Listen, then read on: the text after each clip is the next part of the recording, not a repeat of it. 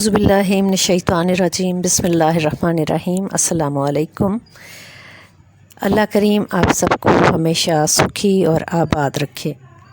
حضرت واصف علی واصف کی کتاب قطرہ قطرہ کلزم میں آج جو مضمون ہم پڑھیں گے وہ ہے تقرب الہی۔ عجب بات تو یہ ہے کہ اللہ کے مقرب یعنی اللہ کے قریب انسانوں کے بھی قریب رہتے ہیں۔ کہیں انسان کا قرب ہی اللہ کا قرب نہ ہو۔ وہ جو صرف اللہ کے قریب تھا اور انسان کے قریب ہونے سے منکر ہوا، اس کا حشر تو سب کو ہی معلوم ہے، یعنی شیطان کا حشر۔ اللہ سے پیار کرنے والے اللہ کے کام سے پیار کرتے ہیں، خالق کی عزت کرنے والے خالق کا ادب کرنے والے خالق کے عمل کا احترام کرتے ہیں، اور خالق کا عمل مخلوق کو پیدا فرمانا ہے۔ اللہ کریم نے بڑے وثوق سے انسان کو تخلیق فرمایا۔ انسان کو احسنت تقویم کہا گیا۔ اللہ جب کسی کو اپنی بارگاہ میں مقبول فرماتا ہے تو اسے مخلوق کی خدمت اور مخلوق سے محبت کا راستہ عنایت فرماتا ہے۔ اللہ جب کسی کو اپنی بارگاہ میں مقبول فرماتا ہے تو اسے مخلوق کی خدمت اور مخلوق سے محبت کا راستہ عنایت فرماتا ہے۔ اللہ نے اپنے سب سے پیارے انسان، اپنے محبوب انسان کو سب جہانوں کے لیے رحمت بنا کر بھیجا۔ اللہ اور اس کے فرشتے نبی صلی اللہ علیہ وآلہ وسلم پر درود بھیجتے ہیں، اور حضور صلی اللہ علیہ وآلہ وسلم اللہ سے محبت فرماتے ہیں، اور آپ صلی اللہ علیہ وآلہ وسلم مخلوق کے لیے باعث رحمت ہیں۔ اللہ کے تقرب کی راہ مخلوق کی خدمت اور محبت کی راہ ہے۔ مخلوق کو ناپسند کرنے والا کبھی خالق کا مقرب نہیں ہو سکتا۔ مخلوق کو ڈرانے والا، مخلوق پر حکومت کرنے کی تمنا کرنے والے خالق کے باغی ہیں۔ مخلوق کے لیے رحمت مجسم خالق کے لیے خالق کی نکاح میں خیر البشر صلی اللہ علیہ وآلہ وسلم ہیں۔ اللہ کے تقرب کا ثبوت مخلوق سے محبت میں پنہاں ہے۔ حضور صلی اللہ علیہ وآلہ وسلم کی تمام زندگی مخلوق سے محبت کی زندگی ہے۔ آپ صلی اللہ علیہ وآلہ وسلم نے جانوروں سے، پرندوں سے، انسانوں سے غرض کے اللہ کریم کی پیدا کی ہوئی ہر ذی جان و بے جان شے سے محبت فرمائی۔ آپ صلی اللہ علیہ وآلہ وسلم کا دل یاد الہی سے معمور ہے، اور آپ صلی اللہ علیہ وآلہ وسلم کا عمل خدمت خلق کا دستور ہے۔ فنکار سے محبت دراصل اس کے فن سے محبت ہے۔ یہ کیسے ممکن ہو سکتا ہے کہ اللہ سے محبت کرنے والا اللہ کی مخلوق سے محبت نہ کرے؟ دراصل محبت کرنے والا ہی خدمت کرنے والا ہے۔ خالق نے اپنی ذات کو مخفی رکھا ہے اور صفات کو آشکار فرمایا ہے۔ ذات سے محبت ہو تو صفات کا احترام لازم ہے۔ مقربین حق ہمیشہ انسانوں کی خدمت کرتے رہے، انہیں صداقت کی راہ دکھاتے رہے، ان کی مشکلات کو آسان فرماتے رہے، ان کے ظاہر و باطن کی خدمت کرتے رہے۔ خدمت مخلوق کی اور تقرب خالق کا۔ ہر راز ہر مقرب پر عیاں ہوا۔ عبادت بھی تقرب الہی کا ذریعہ ہے۔ اگر عبادت ہی تقرب کا ذریعہ ہوتی تو انسان پر زندگی کے دیگر فرائض نہ عائد کیے جاتے۔ قرآن کریم میں اللہ نے اپنے تقرب کی جتنی راہیں دکھائی ہیں ان میں سجدے کے علاوہ سب راہیں مخلوق سے محبت کی راہیں ہیں۔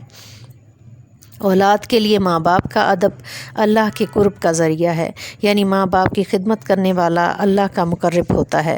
ہمیشہ سچ بولنے والا یعنی لوگوں سے صداقت کی بات کہنے والا مقرب ہے۔ انسانوں پر ظلم نہ کرنے والا اللہ کا دوست ہے۔ غصہ نہ کرنے والا، لوگوں کو معاف کر دینے والا، لوگوں پر احسان کرنے والا اللہ کو محبوب ہے۔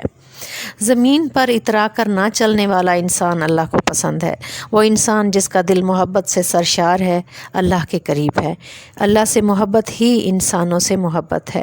اللہ کے مقرب کسی کے لیے بد دعا نہیں کرتے، کسی پر ظلم نہیں کرتے، ظالم ہونے پر مظلوم ہونے کو ترجیح دیتے ہیں۔ اللہ کے مقرب دنیا کے عبرت کدے میں پھونک پھونک کر قدم رکھتے ہیں۔ وہ جانتے ہیں کہ انسانوں کی دنیا میں انسانوں سے حسن سلوک ہی راہ حق ہے۔ اللہ کے نام پر خیرات انسانوں کو دی جاتی ہے۔ اللہ کے راہ میں خرچ کرنا انسانوں کی خدمت کے لیے خرچ کرنا ہے۔ یتیم کی خدمت کسی انسان کی خدمت ہے، غریب کی مدد کسی انسان کی مدد ہے، بیمار پرسی کسی انسان کے لیے ہے، ماں باپ انسان ہیں۔ اللہ کی اطاعت پیغمبر کی اطاعت سے مشروط ہے، اور پیغمبر صلی اللہ علیہ وآلہ وسلم انسانوں کی طرح انسان ہیں۔ ان پر وحی کا نزول ہوتا ہے، اور وحی کی تعلیمات انسان کو رحمت عالم صلی اللہ علیہ وآلہ وسلم بنانے کا علم ہے۔ گویا کہ انسان انسانوں کے قریب ہو جائے تو اللہ کے قریب ہو جاتا ہے۔ ایک اندھا آدمی اگر توجہ سے محروم ہو جائے تو آسمانوں سے فرشتہ وحی لے کر آتا ہے کہ اے حبیب صلی اللہ علیہ وآلہ وسلم، اس اندھے کی طرف توجہ نہ کر کے اللہ کو بہت خوش تو نہیں کیا۔ اللہ نے ہمیں دنیا میں بھیجا ہے، انسانوں کی دنیا میں۔ اگر اپنے پاس ہی رکھنا ہوتا تو اللہ اپنے پاس ہی رہنے دیتا۔ اس دنیا میں آنے کا مطلب ہی یہی ہے کہ اس دنیا کی رونقوں میں اللہ کو یاد رکھا جائے، اللہ کا تقرب تلاش کیا جائے۔ اللہ کی تلاش انسان کو کسی انسان کے پاس ہی تو لے کے جاتی ہے۔ اللہ کا راستہ تنہائی میں دریافت ہوتا ہے، اور یہ راستہ انسانوں میں رہ کر طے کیا جاتا ہے۔ اگر انسان کے لیے صرف یاد حق ہی سب کچھ ہوتی تو مقرب صلی اللہ علیہ وآلہ وسلم کی ذات غار حرا سے باہر نہ آتی۔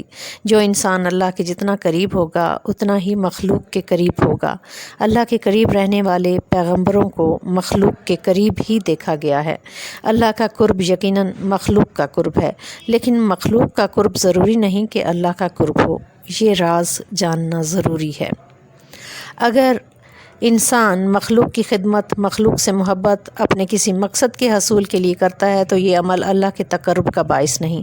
اگر مخلوق کی خدمت اللہ کی رضا کے لیے ہو تو یہ عمل باعث قرب حق ہے، نہیں تو نہیں۔ آج ہم دیکھتے ہیں کہ لوگ مذہب کے نام پر ایک دوسرے سے جدا ہو رہے ہیں، ایک دوسرے سے نفرت پیدا ہو رہی ہے۔ وجہ یہ بیان ہوتی ہے کہ ہم یہ برداشت نہیں کرتے کہ لوگ ہمارے عقیدے کے علاوہ عقیدہ رکھیں، وغیرہ وغیرہ۔ اگر ہم ٹھنڈے دل سے غور کریں تو بات سمجھ میں آ سکتی ہے۔ ہم جسے برداشت نہیں کرتے اسی کو تو اللہ نے پیدا فرمایا ہے۔ اللہ تعالیٰ نے اپنی کائنات میں اپنے نام ماننے والوں کو خود پیدا فرما کر بڑے راز عیاں فرمائے ہیں۔ اللہ اپنے نام ماننے والوں کو صرف پیدا ہی نہیں فرماتا، انہیں رزق عطا فرماتا ہے، ان کی دنیاوی ضرورتوں کا خیال رکھتا ہے، انہیں پالتا ہے، ان کی حفاظت کرتا ہے۔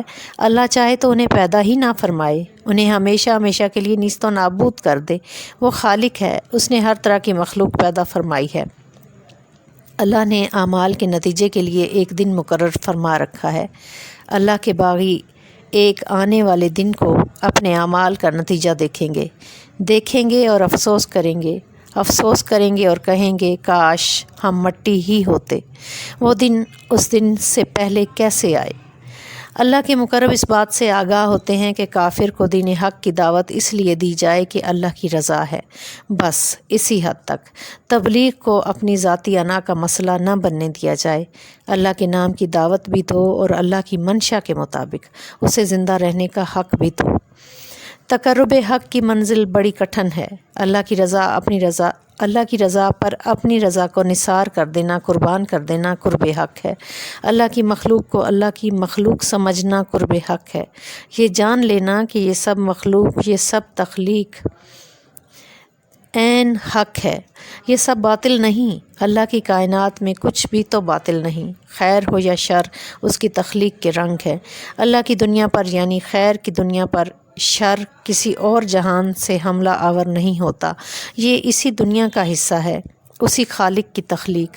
ابلیس اللہ کے مقابلے میں ایک اور مساوی اور مخالف طاقت نہیں، ابلیس اللہ کی مخلوق میں ایک باغی اور منکر طاقت ہے۔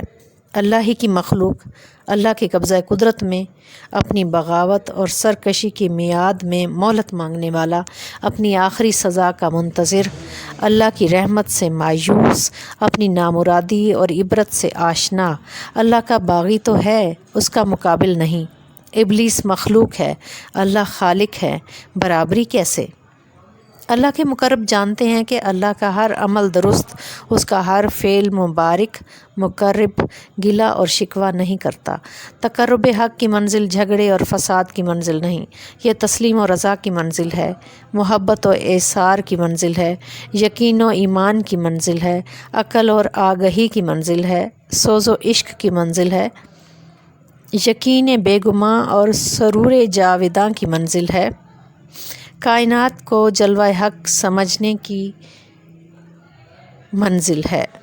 کائنات کو جلوہ حق سمجھنے کی منزل ہے، انسانوں سے پیار کی منزل ہے، خالق سے مخلوق اور مخلوق سے خالق شناسی کی منزل ہے، وحدت سے کثرت اور کثرت سے وحدت کے جلوے تلاش کرنے کی منزل ہے، یہ بے تاب دل اور متحیر دماغ کی منزل ہے۔ تقرب الہی کی منزل عرفان مخلوق سے عرفان خالق تک کا سفر ہے۔ مخلوق کی خدمت خالق کی خدمت ہے، مخلوق سے محبت خالق سے محبت ہے، اور مخلوق کو ناپسند کرنا خالق کی محبت سے محروم ہونے کی دلیل ہے۔ جس نے خالق کا تقرب حاصل کر لیا اس پر مخلوق کا راز منکشف ہو گیا۔ مخلوق کا راز تقرب حق کے اسرار میں سب سے بڑا راز ہے۔ جس پر یہ راز آشکار ہو گیا اس کے دل سے محبت الہی کے چشمے پھوٹ نکلے۔ اس کا مخلوق کے لیے سراپا رحمت بن جانا ہی اس کے تقرب حق کی سب سے بڑی اور سب سے قوی دلیل ہے۔ سلام ہو اس مقرب حق صلی اللہ علیہ وآلہ وسلم کی خدمت میں جس کا لقب ہی رحمت للعالمین صلی اللہ علیہ وآلہ وسلم ہے۔